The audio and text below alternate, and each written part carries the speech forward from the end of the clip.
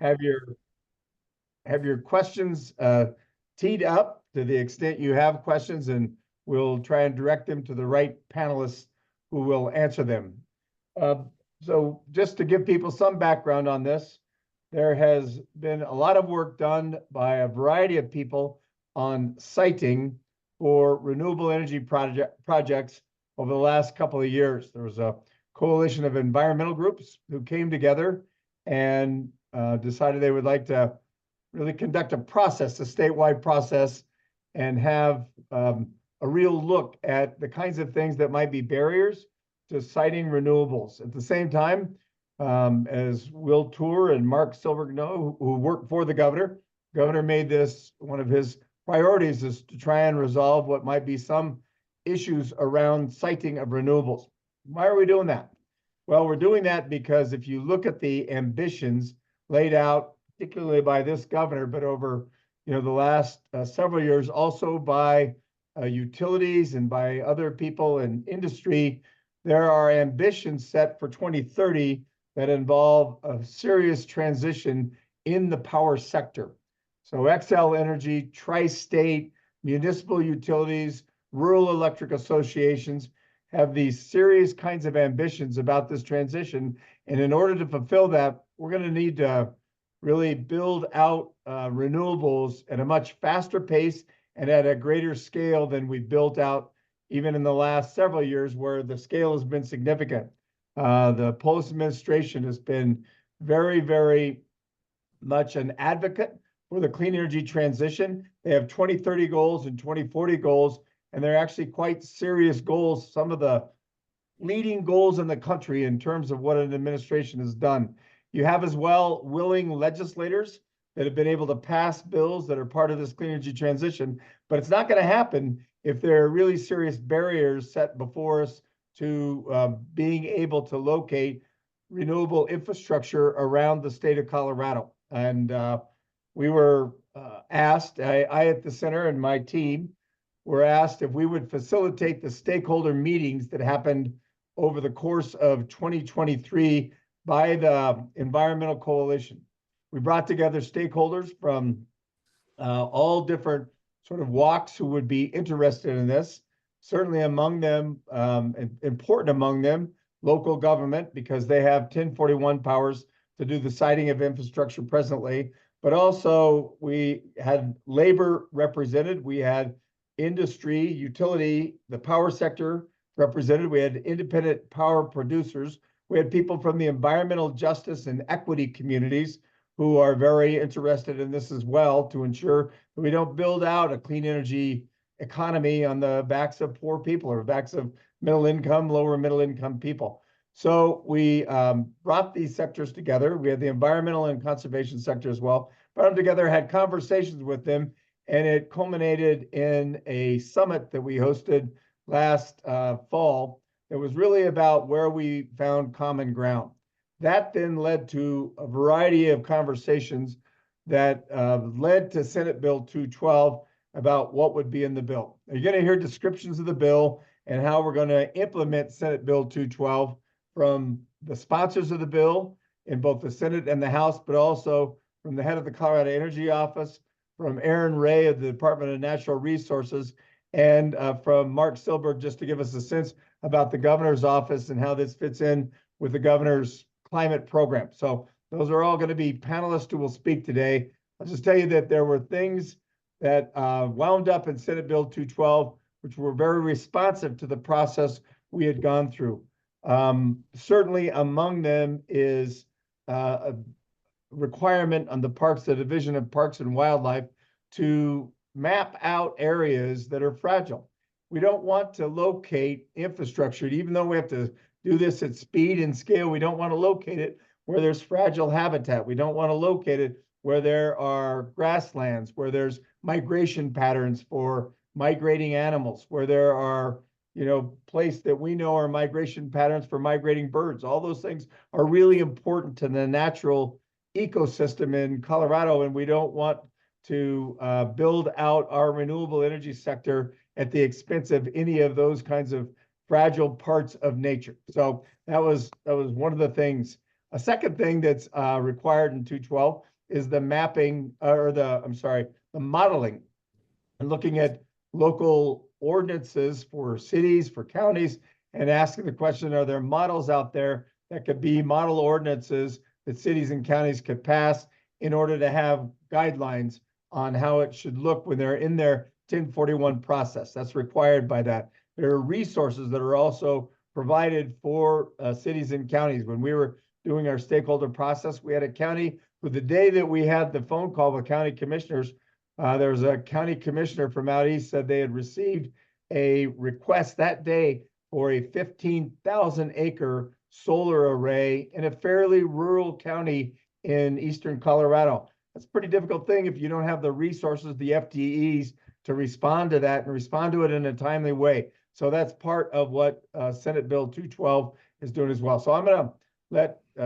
Chris Hansen and Karen McCormick and Representative Brown all talk about the kinds of things that are in the bill, but it's this really important conversation to have. And we see, other states who have done some things to try and move this forward, but we know there's tension. We know there's going to be the possibility, the potential for conflict when we're building out renewables at the speed and scale that we need to, and at the same time trying to do our level best to protect environmental concerns and conservation concerns.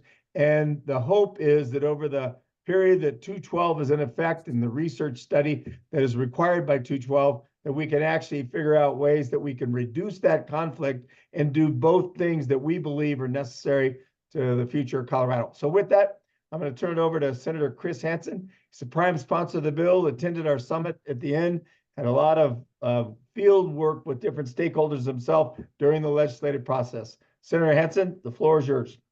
All right. Well, Governor, thank you so much for that great opening to this wonderful conversation, and great to see everybody today. And I'm looking forward to this panel and this discussion. Senate Bill 212, as the governor correctly described, was part of a very thoughtful and engaging process that stretched for many, many months. And we did have a big gathering. I think it was in October in Loveland, if I remember right, where we all got together to have a chance to look at some of the bill concepts that were being brought forward by different stakeholders. That eventually turned into some summary documents of different flavors from different groups. And the legislative process then kicked in, where we had a chance to hear from hundreds of different points of view and continue to shape this legislation. And it went through a lot of different iterations early in the session, and then eventually full introduction toward the second half of the session. So I think that the process worked as we hope it does, to hear from lots of different voices and spot issues and continue to problem solve throughout the legislative process. And I think that's what happened with Senate Bill 212. I would say we started off with a pretty ambitious set of goals in the first versions of the drafts. I think over time we scaled that back, but I think in a really healthy way in the end. And so as I think about the final product, the governor did a nice job of talking about some of the big provisions in there about how this is really a bill that is set up to use statewide resources, statewide expertise, the deep knowledge that sits within our departments and our agencies, and make that available to counties and local governments who are now facing gigantic decisions, scale decisions on some very large projects that are being proposed in the state. And we know the importance of those projects. We know the importance of getting things done in the state, but we've got a resource constraint when it comes to what county and local governments have the bandwidth to handle in many cases. And these are complicated permit applications. These are complicated processes. And so now with Senate Bill 212 in place, I feel like we've been now we're in a position where the state experts are there to help. They're on call. They are available for local governments to use, and that's a big part of what we were able to accomplish in Senate Bill 212. And I know we'll hear later from Aaron Ray and from Mark about how the state administrative resources and department resources will be available, and of course from Director Tor. The other thing I think that we were able to accomplish is being able to start to put together a library of best practices. And so part of the bill is having the CEO, the Colorado Energy Office, take the lead on getting best practices pulled together, on getting kind of model approaches, model codes available for local governments to use. And keep in mind, some of these small counties have fairly small staffs that are having to handle everything from new residential application to a new commercial building to 100, 200, 500 megawatt solar farm. So huge amount of variability that the small counties are having to take on with their work. And our hope with Senate Bill 212 is we really make that easier for everybody. And I would say, I mean, the contrast with other states, Michigan comes to mind, where it was much more of a top-down, state-led process. We certainly looked at some of those ideas in this discussion, but I think I'm really proud of the final outcome here because I think we created a very cooperative Colorado way forward when it comes to Senate Bill 212. And have we solved every problem? Of course not. Is there tension with the future developments? Of course there's going to be pros and cons and puts and takes with each of these projects as they move.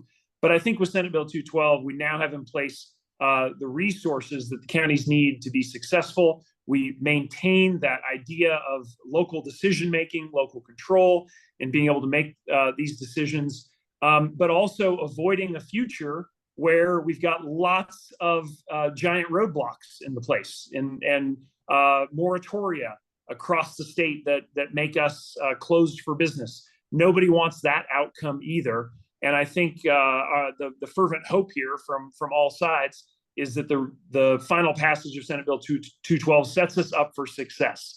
And we're going to hear great detail on that from the individual agencies, from my co-sponsors, about what this means for their local communities and what this means for getting the job done. I'll close by saying I remain very optimistic. We walked away from some requests from some stakeholders in this process, as always happens in legislation, and decided to go with a more narrowly focused bill that was really built on the idea of cooperation. I am very optimistic that that is going to be successful in Colorado. Is this the last time we're going to talk about this topic at the Capitol? Absolutely not. But my fervent hope is that we've set ourselves up for success, and we're going to have a chance today to really dig into some of the particulars there and hear from the individual agencies about how they're going to be bringing their great expertise to this important party. So with that, I will pause and hand it over to our next panelist and look forward to questions and discussions and continue to make progress on this in Colorado. Thanks a lot, Senator. So our next panelist is Representative Karen McCormick, represents House District 11, is a veterinarian, so has a background to some extent in agriculture. And this is such an important place of intersection between ag and the energy economy in Colorado. But Representative McCormick, would you share with us just your reasons for sponsoring it and the things about the bill that you're happy wound up in the bill?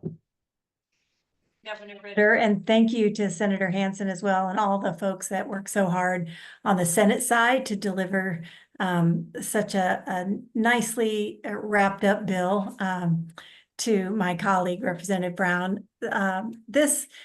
I like this bill for many, many reasons. I know that my Boulder County folks were very involved in many of the discussions and were part of getting the bill to a place that will work for my county as well. Our county has a goal of 100% electricity for those county on renewables by next year. So don't ask me how close we are to that, but also carbon neutrality by 2035. So when I think about this bill and how it is going to be put into place, the transition to fossil fuels across our state from fossil fuel sources to renewables has to happen locally. It's not going to happen in some distant county, somebody else's city, some other state. So we have to think that this is a local issue and we need local resources, we need local expertise. And as Senator Hansen said, so many counties are doing that and have that, but many do not. So I look at this bill as a way for us to share that knowledge at a central repository, and will really help us get to those statewide goals. It's estimated that we're going to need 3 times as many wind projects and 5 times as many solar projects by 2040 to get to that goal. So every county, every municipality kind of has to be in the game for us to be able to do that.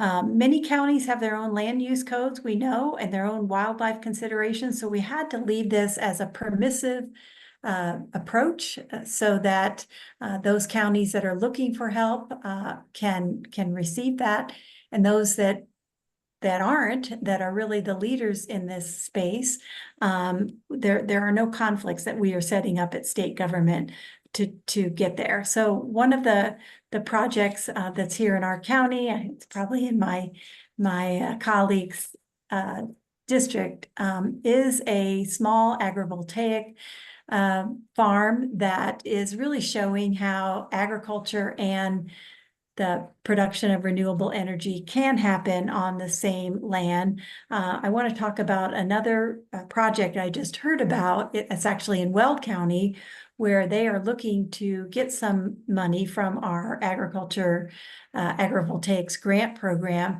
to do a very innovative approach to placing solar panels very far apart, so that wide, large combines and large pieces of equipment can actually grow their crops. They're putting all of their electrical lines underground. They're putting in a drip irrigation system. They are really on the cutting edge of thinking how to do this. And hopefully they will be a good candidate for this grant. This is important for those landowners that also want to participate in this process to utilize their land for more than one cause, so that they can go to their county and have the ability to get those permits expedited in a way that works for them. Also using county-owned land, agricultural land, to be able to use our land use codes that work in that local arena to the best use that we can. I like the fact that we're requiring CPW to update their habitat map on an annual basis, so that can be referenced as these counties are looking to do these projects, and make sure that they're doing it in a thoughtful way, where the bill doesn't make that mandatory to mitigate or avoid, but it really is going to help that forward thinking on mitigating harm to our environment and our wildlife, and if at all possible, avoid those areas too. And the study that's going to be done by the Energy Office was very important to my county, and I'm sure for others as well, so that we know what we're doing right, what we might be able to do better, share that knowledge across our state. And I was very happy to be part of this bill. I love it when it comes together like this, where we get a finished product that's going to work. I'm glad that we also included the voices of our Mountain Ute and Southern Ute nations, so that they have a place at the table as we move forward across our state to get these projects done. So thank you for having me part of the team. I will turn it over, I guess, back to you, Governor Ritter, if you're going to introduce. Thanks, Representative McCormick, for those discussion points. We appreciate that. Representative Brown, you've been a big advocate for renewable energy, for electric vehicles, for environmental protection. So talk a little bit about your involvement of this in this development of Senate Bill 212. And you were a prime sponsor. People should know that as well. Thank you. You're on mute, I think, Representative. You'd think that after so many years of Zoom meetings, I would know what I was doing here. First of all, thank you very much for inviting me to be on this panel. It's quite the distinguished panel, and I appreciate your work, Governor Ritter, and everybody, and just my legislative colleagues for working with me and allowing me to work with them on this bill. You know, for me, this bill is about kind of the priorities of my community, which, you know, if you go to just about any door in my community, like I think Representative McCormick's community as well, you're going to hear the top line challenge that people want us to address is climate change, right? It's an existential crisis. And for my community, which suffered from the Marshall Fire, you know, we really see ourselves as, you know, I don't know if we're the canary in the coal mine anymore, but we are a harbinger of things that are to come, right? More frequent, more severe disasters that are brought on by climate and climate change. So taking on climate change and providing and making sure that we're taking meaningful steps is really important. I served, like Director Tour, I served in local government. And when we were in local government, it was challenging, you know, to Senator Hansen's point. We had a very small staff. We're not a large city in Louisville, and being able to process complicated applications is really challenging. And so local communities who are trying to do the right thing, like the communities that I represent, they need resources. And having a repository of model codes, having technical assistance on call, so that, you know, when you are faced with a gigantic application for commercial solar farm that you want to include in your community because of all of the benefits that come from something like that, it gives you the confidence as a local community to know that you can take this on. I think this bill is really important for those reasons, so those are the major reasons why I was happy to be involved in this work. I did a smaller bill last year in partnership with the Energy Office about, you know, providing grants to local communities for just this kind of same problem, which is the lack of staff or the limited resources that local governments have when permitting rooftop solar projects. And this is kind of the next logical extension of that program to make sure that we have appropriate resources at the local level, that the state is providing resources and additional support to local communities who are working in this direction. I will continue to work with my colleagues and the Energy Office and the Governor's Office to make sure that local communities who want to do the right thing are supported and rewarded for their role in helping us to take on climate change. So that's really why I've been really pleased to be a part of this bill. I think it's a great example of a way that the locals and the states can collaborate to meet our shared goals on taking climate action. So Governor Rivard, thank you for your efforts today and for leading this discussion. And I look forward to hearing more from the other panelists and the questions that are coming. So thank you.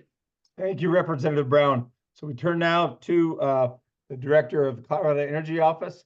He's been on the administration, on the cabinet for the governor since the beginning of the administration in 2019. And Will Tour, if you want to talk about sort of your involvement with 212 and how your office is going to wind up implementing this over time.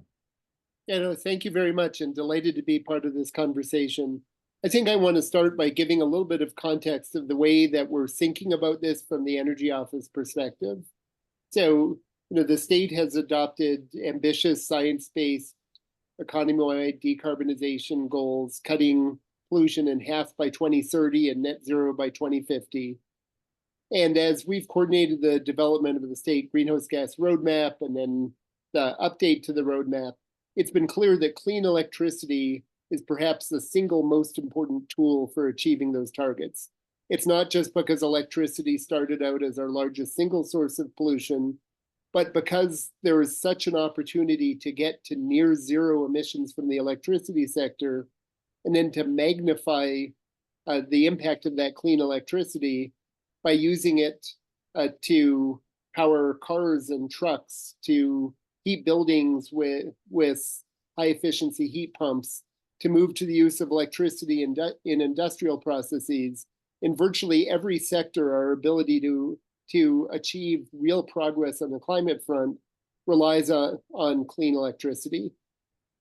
The Energy Office worked with outside consultants, Ascend Analytics, last year to model pathways to 2040 in the electric sector.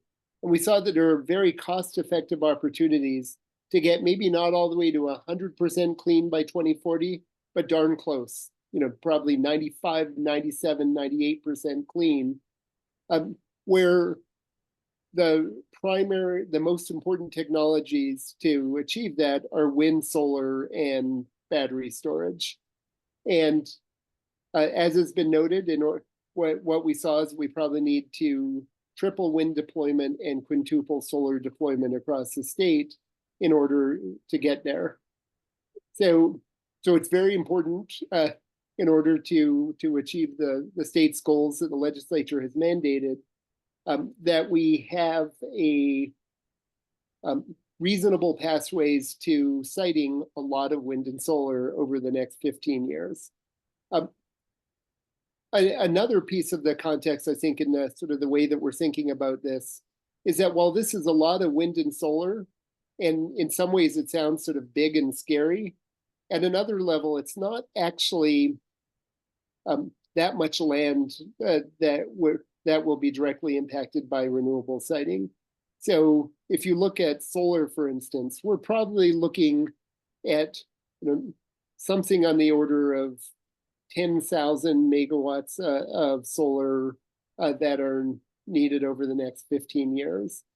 That takes somewhere in a range of 75 to 125 square miles. Sounds like a lot of land, but for context, that is about 1/10 of 1% of the land area in the state.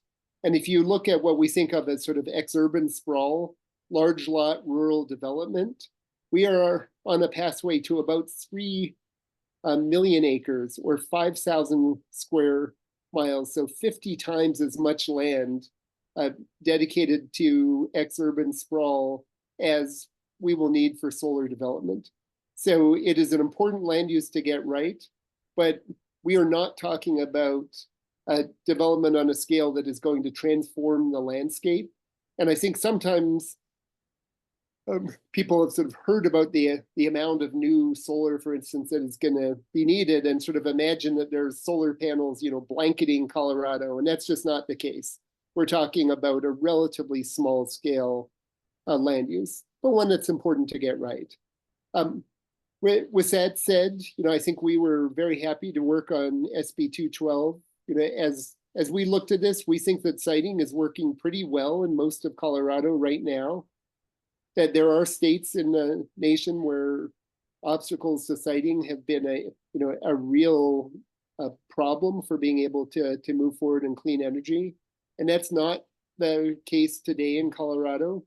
I think that there are individual projects that have faced problems, but overall we have been able to site the renewables and the transmission that is needed to support those renewables.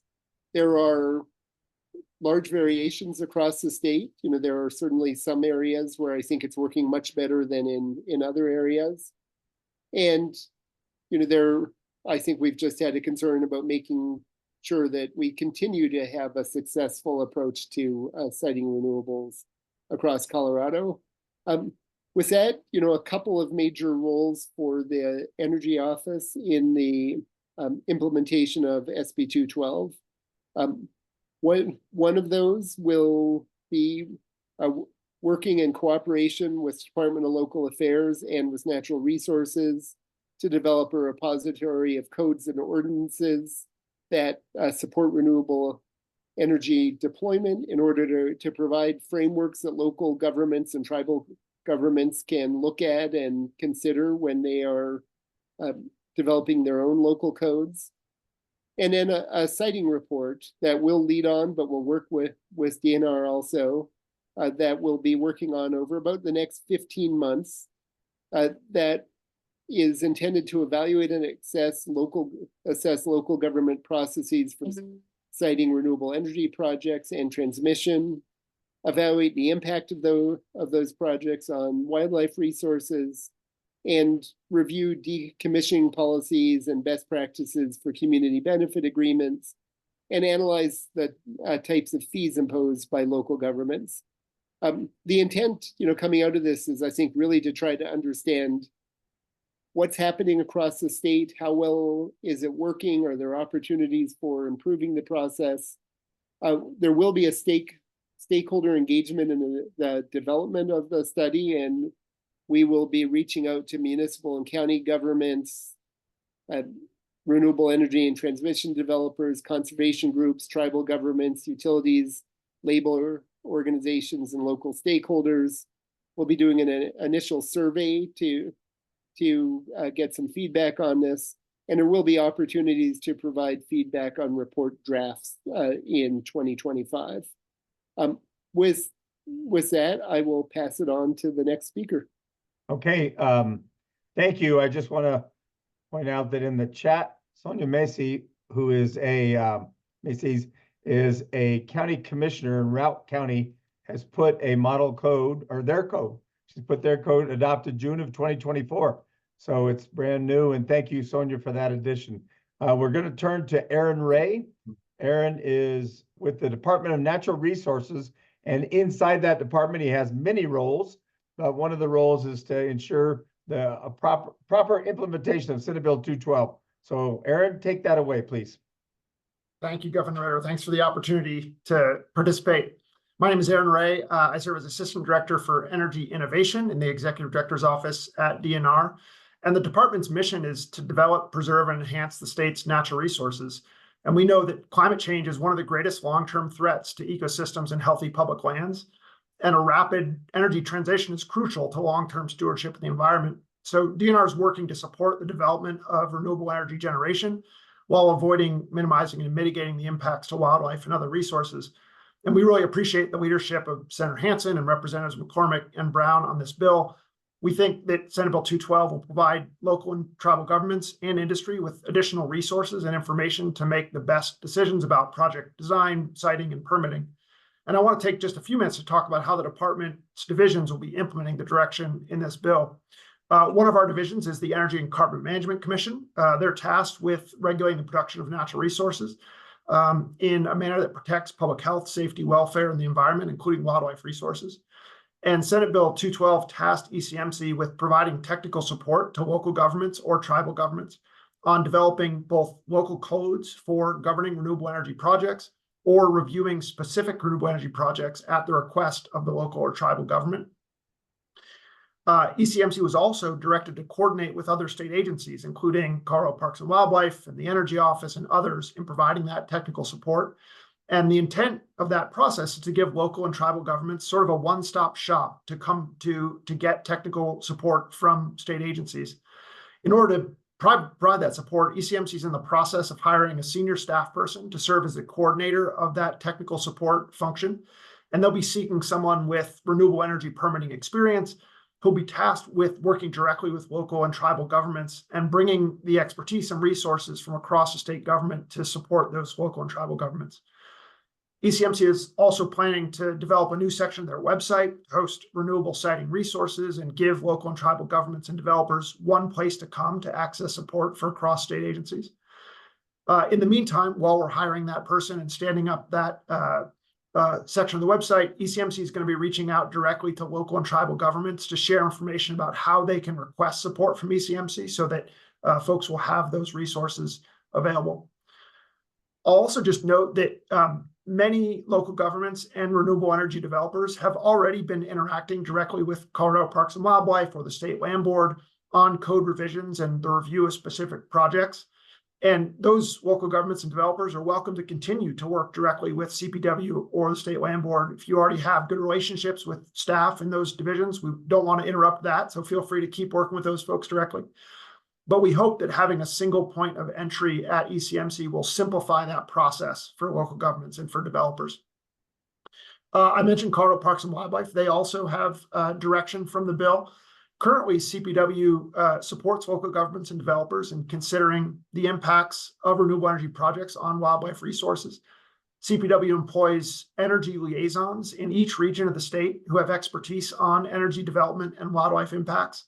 And in the last few years, CPW staff have reviewed approximately 100 renewable energy projects per year at the request of developers or local governments. So we know this work is already happening and there are already good relationships built. Based on the direction of the bill, CPW is going to hire a statewide renewable energy coordinator and 2 additional regional renewable energy liaisons in the coming months. The goal of that added capacity is to ensure that we can provide timely information and consultation for project developers and local and tribal governments. You've heard the other speakers talk about the build out of renewables that we need, and we want to make sure that the state has the capacity to support that development and ensure that our local government partners and our developers are getting that support in a timely manner. As folks have noted, the bill also directs CPW to provide best management practices to developers and local governments and tribal governments. CPW already has publicly available best management practices documents for both wind and solar projects. Those BMPs are available now for developers and local governments and others to use to avoid, minimize, and mitigate the impacts of renewable projects on wildlife resources. And CPW will be updating those to ensure that those documents reflect the best science and the best project design and siting principles. And so those updated documents will be coming soon. And then lastly, CPW currently produces a list of high priority habitats every year based on the best available science. And those high priority habitat lists are rendered in maps that are annually updated and published for use by partners, by regulatory agencies, by the general public. Based on the direction of the bill, CPW is going to tailor that list of high priority habitats for specific renewable energy development kinds of projects for solar and wind and battery storage to aid in project design, siting, and permitting decisions. Overall, we believe that the expertise of the staff in ECMC and CPW can contribute to meeting the state's climate and energy goals and protect our wildlife resources. And the department's really proud to be able to support that work. We also look forward to engaging with the Energy Office in the development of the code repository and the study that Director Torr spoke of. So last, I'll say thank you for your interest in this important legislation. Feel free to reach out to me directly if you have any questions or like more information about how DNR can support responsible renewable energy development. And with that, I'll turn it back to Governor Ritter. Okay, thank you, Aaron. That was great. We turn it now to Mark Silbert, who we've had the great pleasure of working with here at the center. He is a climate and energy advisor to Governor Polis. And Mark, if you just want to give us the perspective from inside the governor's office.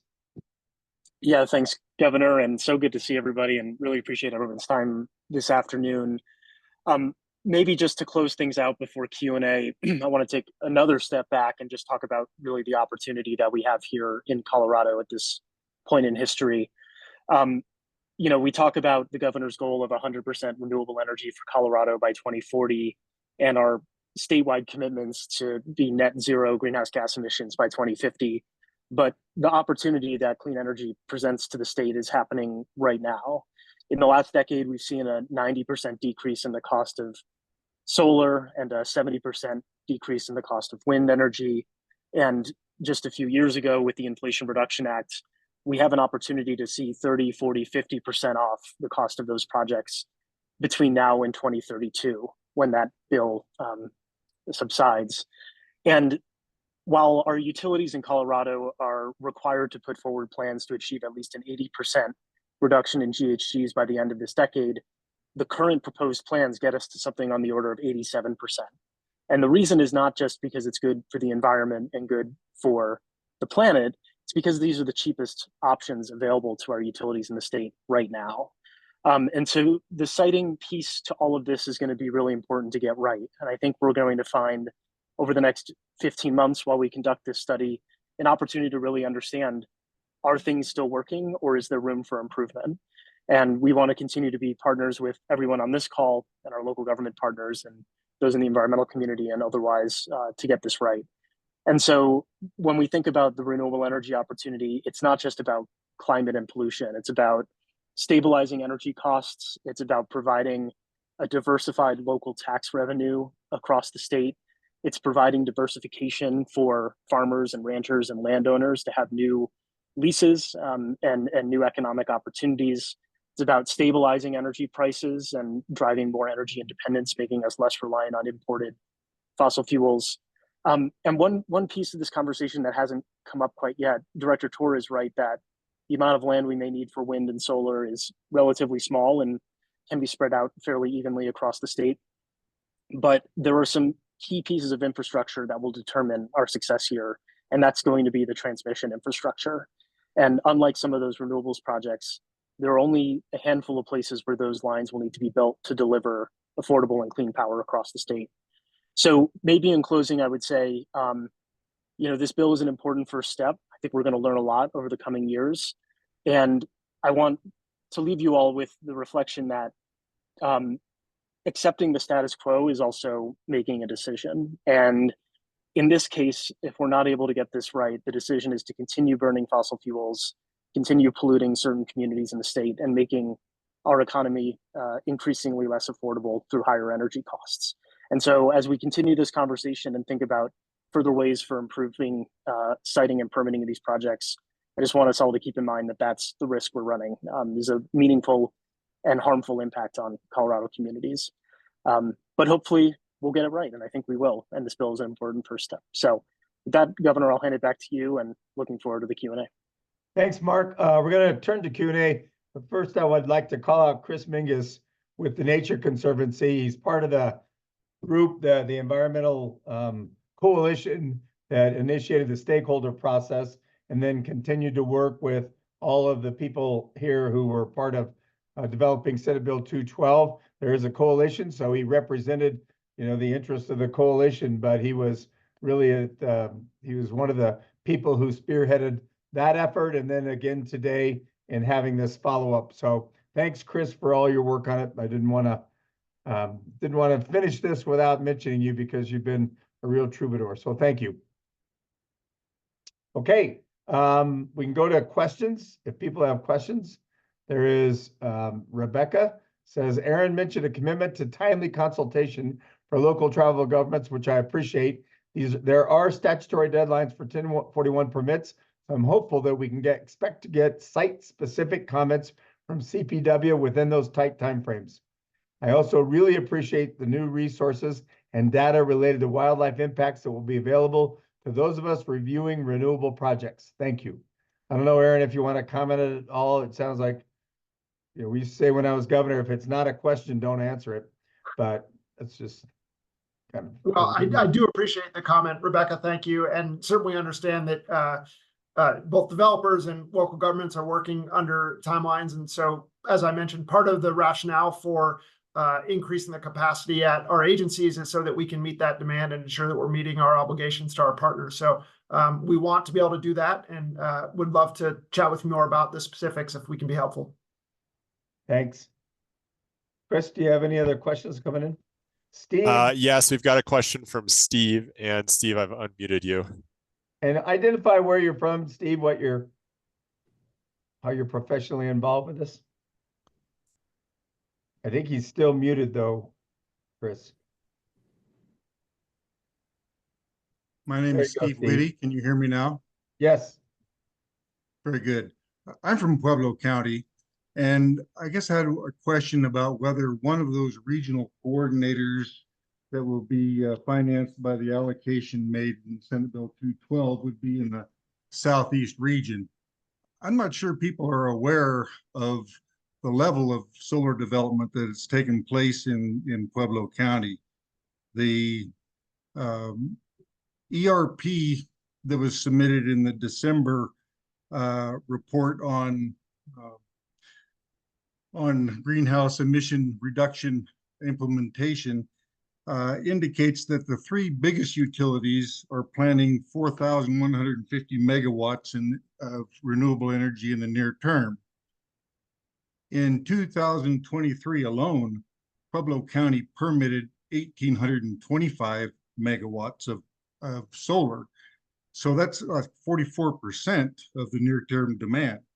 There's a lot going on down here, and we're not seeing the kind of response from CPW to the projects that are on the boards right now. So I hope that one of those regional coordinators will be in the southeastern region. If I could, one more point. Yes, go ahead. And I appreciated Senator Hansen's comment about not being able to cover everything in this bill. One of the things of particular concern to me is the loss of access to historically accessible public land that is often threatened by solar projects. And I hope that folks take a look at that issue. Thanks, Steve. Aaron, do you want to respond? Yeah, thank you, Steve, for raising that issue. And I will note that CPW has a really terrific energy liaison in the Southeast region. So hopefully you're getting connected with that person. But as we look at these new positions, we'll certainly be looking at where we expect the most demand to be and trying to prioritize putting those resources where there is the most need. So I'll certainly talk more with CPW about that as that moves forward, but we'll definitely be considering where the growth is projected to be. Thank you. Thank you. Oh, sorry. There's a question in the chat from your colleague, Patricia, and we'll go to Michael after this, but it's an important question. Thank you, panelists. I'd like to hear from CEO, DNR, Mark Silberg, how NGOs can support the state and counties to bring in federal funding to help implement Senate Bill 212, siting and renewable energy projects. Beyond the grant, CEO recently submitted. There's an RSTEP grant, it's called, that was submitted. I don't know if you have other thoughts about that, Will or Aaron or Mark. So I'm not sure that there's a lot of other funding available. RSTEP is really the program that's there to support state governments in working with stakeholders on improving renewable energy siting. So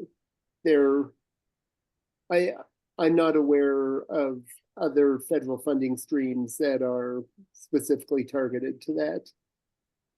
Thanks, Will.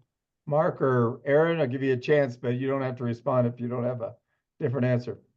No, I think Will's right, but maybe to answer it in a slightly different way. So one of the amazing things about the new federal tax credit regime is nonprofit entities and governments can receive basically a check for 30, 40, 50% of the cost of a project. And so, I think one area where organizing and engagement can be very helpful is working with local governments or nonprofit landowners who otherwise, wouldn't necessarily be eligible for some of these federal incentives to build projects, and make sure they're aware of those opportunities. And I know there's some discussion also of potential loan products and prepaying some of those costs up front for those nonprofit entities, but the number of folks who can benefit from those programs, those tax credits in particular, has grown very significantly with these new federal programs.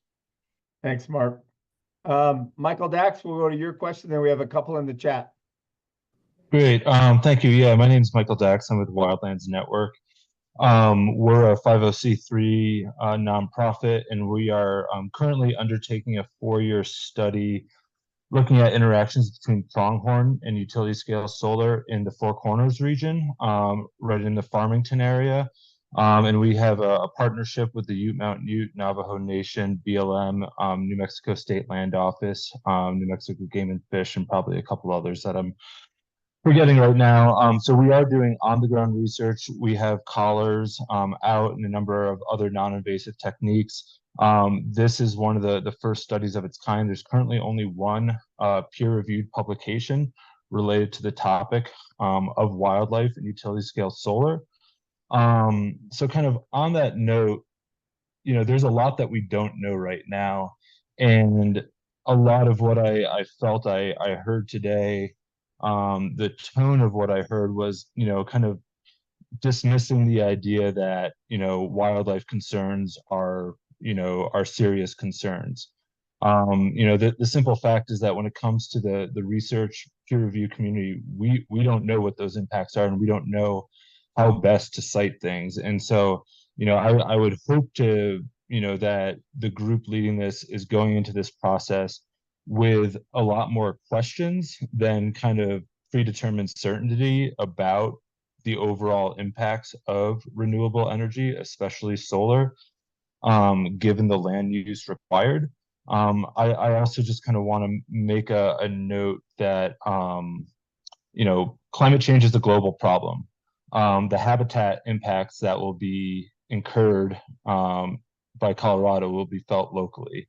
If Colorado goes 100% renewable, the impact to the global scale is, somewhat negligible, but the impacts to our local habitat and wildlands could be significant. And when you look at the mineral resources available, China controls 75% of the world's cobalt and other hard rock minerals needed for solar production specifically. I think prudence is important, that as we make this transition, that we do it as smartly as possible. And I really hope that, that idea has some oxygen in this room and in this process. And then finally, I just really want to put in a word for inclusion and collaboration during the stakeholder process. Last year's process didn't really feel that way. As an environmental NGO that has some expertise in this area, we were very much kept at arm's length during this process, despite many attempts to be part of the conversation. And I hope that, it's great to see this process going forward. Great to hear that an RSTEP grant was submitted, and hope that leads to a process that truly is inclusive of all stakeholders. Okay, thank you, Michael. I can just speak for the part of the process that I've participated in. There was a great deal. Nobody was dismissing concerns about wildlife or about wildlands or about fragile ecosystems. I think, that's a big part of this conversation. So hopefully you'll feel as we go forward that those concerns are taken very seriously, because that's been the sense I've had from all the people that have participated in this. So thank you. Thank you for your comments. We got a couple of questions or chat moments. Kelly Flanagan says, as local governments prepare for the study, what should they expect to show or demonstrate? And she says, we have a lot to celebrate. Will, you want to take that? Yeah, no, really appreciate the question. And I don't know that it's so much, about local governments sort of showing or demonstrating that they're doing a great job as, being prepared to sort of explain what their process is, and be able to sort of explain, what are the criteria by which they're making siting decisions. I think that, from the Energy Office perspective, we really want to try to understand how this is playing out across the diversity of counties in the state. One of the pieces of feedback that we got early on in the development of SB24-212, at a time when, we began the process, I think, talking about a stronger state role in setting the criteria that counties would be using in their land use approvals. But there were multiple counties that had feedback that basically said, we think it's working pretty well in our county. What is it that you want us to change? And we thought that was a very legitimate question, and sort of helped to lead us to the place of thinking we really do need this kind of comprehensive assessment to understand, where is it working well, where isn't it working well, what kind of improvements could be considered. Thanks, Will. So Sonia, again from Routt County, to Mark's point regarding transmission and dreaded distribution lines in rural areas, how could these be limiting factors to deployment? How does Senate Bill 24-212 play with the work of CETA and stepping into the wholesale market by 2030? Those are really big questions, and we have just a couple of minutes. One other question in the Q&A. Mark, you want to just tackle that? Oh, I'm not sure I can. I don't know if others have thoughts on this. These are all fair points, I think. And these are definitely areas that we need to have further discussion around. My sense is the bill is very much focused in the short term around the renewables development side, and the transmission piece is going to be another part of the puzzle that we've got to continue to focus our attention on. But Will or Chris, not sure if you had something to add to that. I'll just quickly chime in. I mean, obviously the system involves the G, the T, and the D. I think we have taken big steps forward on all three parts of the electricity sector with different pieces of legislation, including distribution this year with Senate Bill 218. So big investments in those areas coming. CETA, I think, is going to help de-bottleneck. And that was the whole point of creating CETA, is that it can do projects that the incumbent IOUs either can't or won't do. And I think CETA has already started that work. And so it's going to open up some great opportunities for additional generation to meet the needs that we talked about at the top of the call. So these are tough problems. It's a big puzzle that has to be put together. There's going to be local solutions. There's going to be some inter and intra-state transmission capacity that has to be added. And we've got to do this in a balanced way. So I think these bills are designed to interact and build on each other to solve this tough puzzle. And this is the work we have in front of us. Hey, Chris, for the benefit of people who might not know what the acronym stands for, talk to us just about the acronym CETA and what it stands for. Yeah. One final question. Yeah, thanks, Bill. Or Governor Ritter, because there's so many acronyms in this space. So CETA is the Colorado Electricity Transmission Authority, and it was designed, it's been put into law in Senate Bill 21072. If anybody can't sleep tonight and needs something to help them, take a look at that bill. But CETA is designed, as I said, to help get transmission projects done and to de-bottleneck and de-stress the system with those projects. And so that's the idea behind the creation of that authority. And this goes to Will Tour. From an anonymous attendee, could Director Tour please repeat when there will be opportunities to comment? So we anticipate opening the stakeholder process in the next several months, but then in 2025, and I don't know exactly when in 2025, but the report is due by September of 2025. So certainly well before that, we will make drafts available for public comment. Okay. Thanks, Will. There's one final question. I think probably either Mark or Will CDOT be, or maybe Aaron, will CDOT be in the loop as they, in concert with CPW, have a West Slope, East Slope priority wildlife highway crossings list, and funding will be sought for those projects? So is there anything about 212 that loops CDOT into the discussion because of their responsibility for wildlife crossings? Maybe I'll start unless Will or Mark, you want to jump in. As Suzanne notes, there's been a lot of work between CDOT and CPW to prioritize ways to reduce wildlife and motorist conflict. And there was a bill that was passed in the 2022 session that created a cash fund to fund those projects. That's really independent of this work, which was really focused on renewable siting. And I'll note that 212 does not have any funding for specific projects. This is really about providing resources in terms of technical support and information to local governments. But there is lots of work happening across the state on this, and CDOT and CPW have been closely coordinated in that work. So it's an important issue, and appreciate Suzanne raising it, but I think it's maybe adjacent to this bill. Okay, well, thank you. We're out of time. Thank you to our panelists. You guys were all wonderful, and it was a great discussion. I was happy to host it. So thank you. And Chris, I'll turn it over to you to adjourn us. Adjourned. Thanks so much, everybody. Much appreciated. Wonderful to see you.